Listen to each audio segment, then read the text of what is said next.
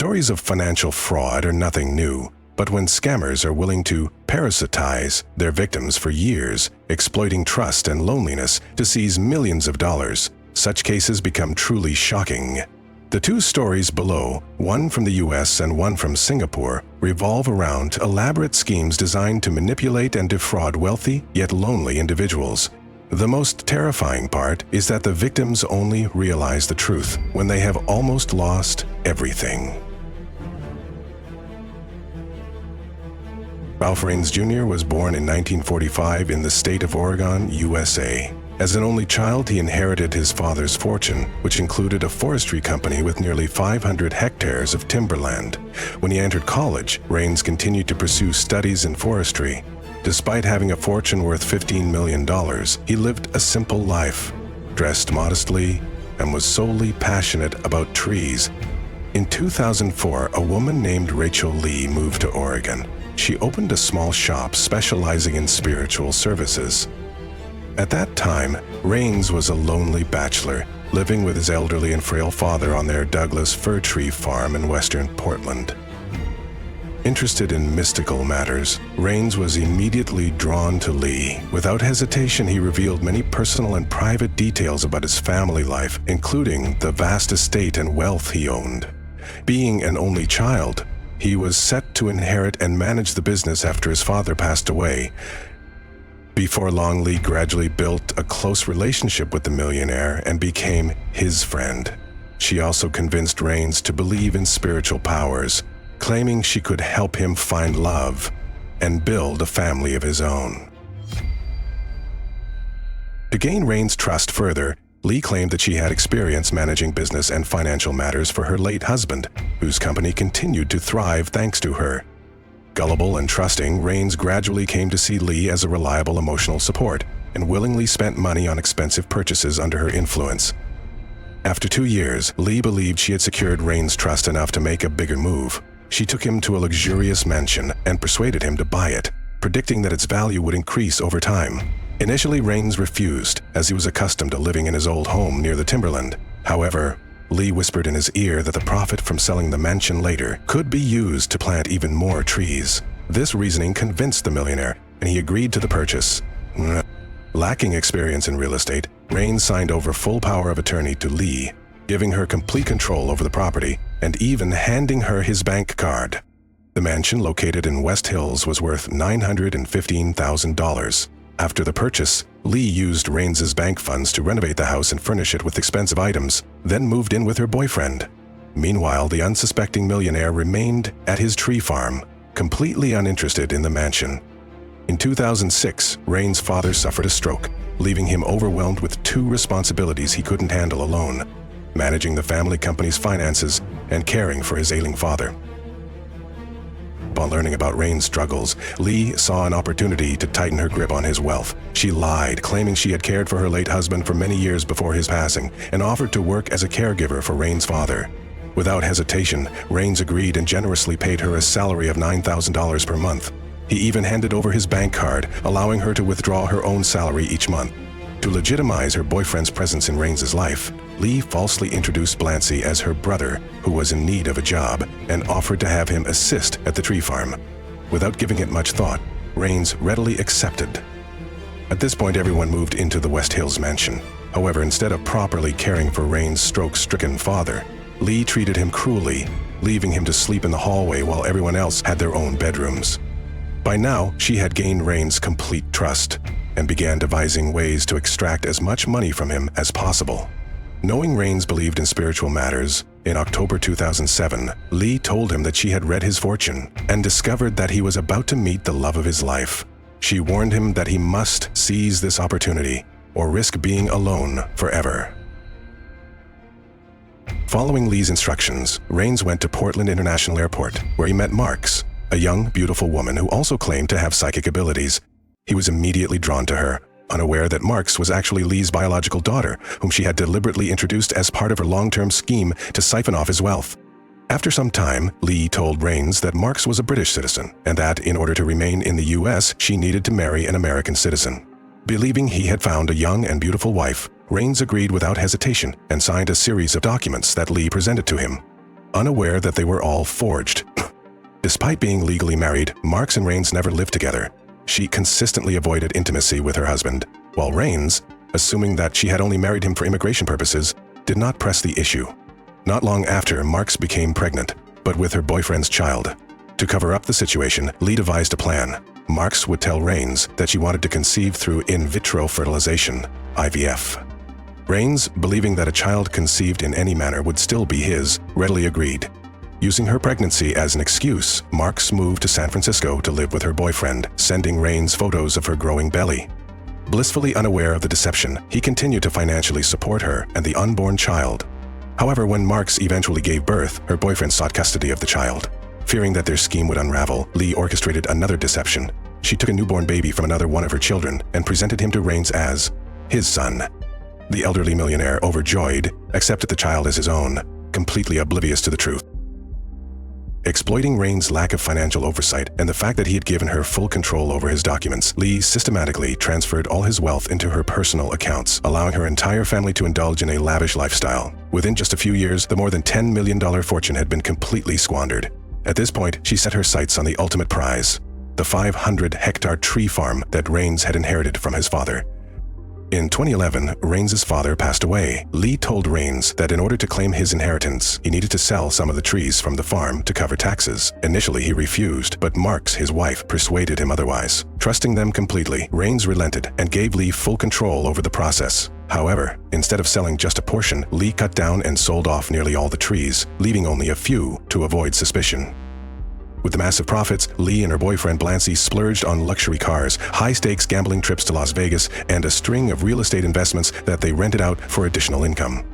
They even expanded their spiritual business ventures. Meanwhile, Rains remained oblivious, believing that his fortune was intact. However, their scheme unraveled when local authorities grew suspicious.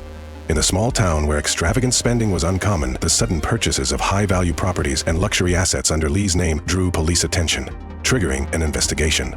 During the probe, investigators discovered that most of the high-end cars were registered under Lee's name, along with multiple real estate properties. In 2014, authorities arrested Lee and her family, finally exposing the decade-long fraud. It was only then that Rains, once a multimillionaire, realized he had been left with almost nothing.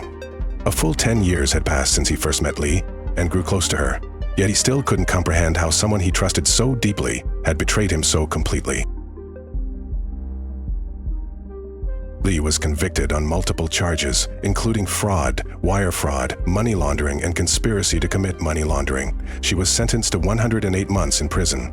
Portia Lee, who had posed as Marks, the fake wife of Rains, received a 33-month sentence, while Lee's boyfriend Blancy was sentenced to 2 years. The court also ordered Lee to pay $30 million in restitution to Rains, though she had no money left to compensate him.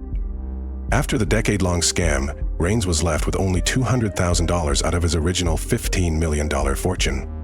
Authorities stated that they were working to recover as much of his lost assets and funds as possible. During the sentencing, the judge described the case as one of the most tragic he had ever seen, an elaborate decade-long scheme fueled by greed and cruelty. Despite being nearly wiped out financially, Rains remained willing to care for the child he had believed to be his own.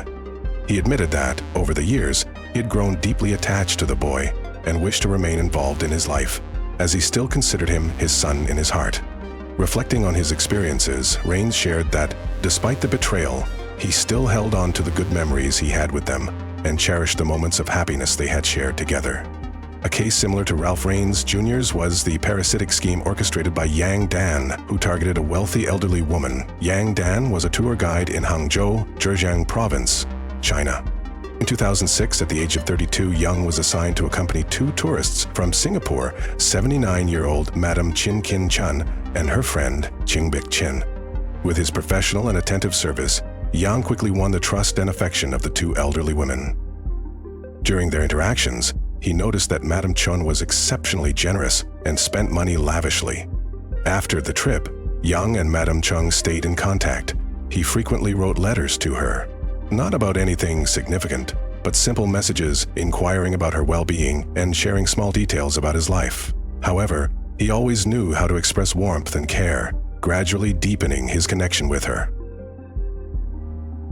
In 2007, Madam Chung's husband passed away, Without children, she was left heartbroken and lonely. As she confided in Yang Dan, he outwardly comforted her but secretly began scheming. From then on, his letters to her became increasingly affectionate, containing unusually intimate expressions of care. By 2009, Yang told Madam Chung that he missed her dearly and wanted to visit her in Singapore. Moved by his sincerity, she helped him obtain a visa and invited him to stay at her home. Once he moved into her lavish 1,500 square meter mansion, Yang became determined to attach himself to the wealthy widow permanently, never mentioning any plans to return to China.